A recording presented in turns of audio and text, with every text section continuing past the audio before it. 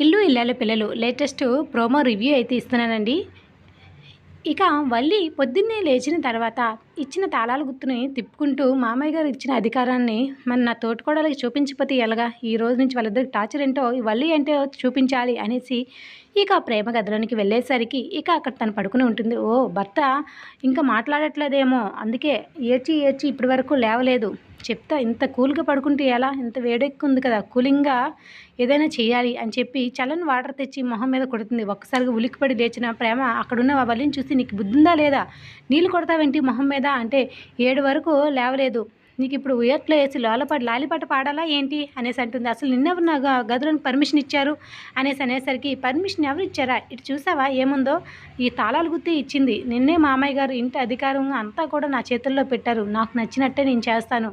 నువ్వు పొద్దున్నే 5 గంటలకు లేచి బయట చిమ్మి కల్లాపు జల్లి ఇంట్లో అంట్లు దోమి వంట చేసి పనంతా చేయాలి, లేదంటే ఏం చేస్తానో నువ్వు ఊహించలేవు అనేసి వల్లి అంటే, ఏం చేస్తావో చేసుకోపో, నేనైతే ఏ పని కూడా చచ్చినా చేయను అని అంటుంది. ఓ చేయవా, ఇదే మాట మామయ్య దగ్గరకు వచ్చి చెప్పండి, ఏం చెప్పినా సరే మామయ్య గారు నన్ను చెప్పమన్నారు, చెప్పారు కదా, అప్పుడే కూడా ఈ పవర్ఫుల్ డైలాగ్ నేను ఎవరు చెప్పినా నేను వినను అని చెప్పావే, అదే పవర్ఫుల్ డైలాగ్ మామయ్య దగ్గర కూడా చెప్పమ్మా అనేసరికి వల్లి వైపు కోపంగా చూస్తుంది.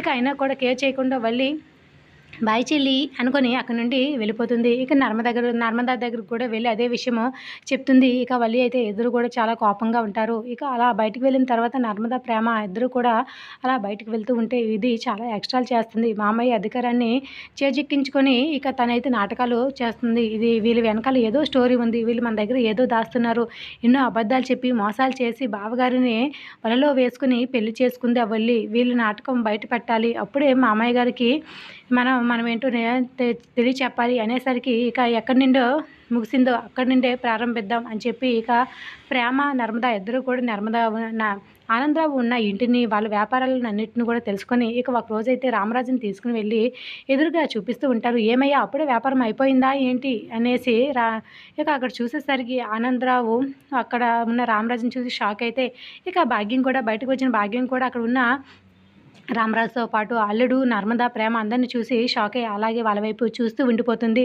ఇక లోపలికి వచ్చిన రామరాజు వాళ్ళ వైపు, వాళ్ళ ఇంటి వాలకం వైపు చూస్తూ జరిగిందంతా చెప్పమనడంతో జరిగిందంతా చెప్పేస్తారు.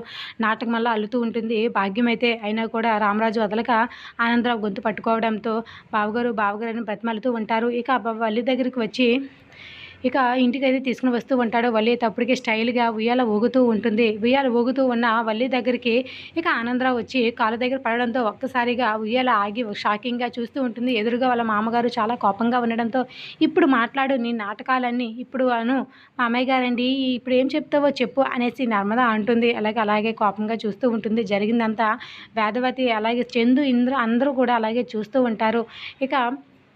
ఇక ఇంటికి వచ్చిన భాగ్యం అలాగే ఆనందరావు వాళ్ళైతే రామరాజు ముందు తల వంచుకుని ఉండిపోతారు. జరిగిన దానికి వల్లి కూడా షాక్ అవుతుంది. మరి ఏం జరిగిందో వచ్చి ఎపిసోడ్లో మిస్ కాకండి.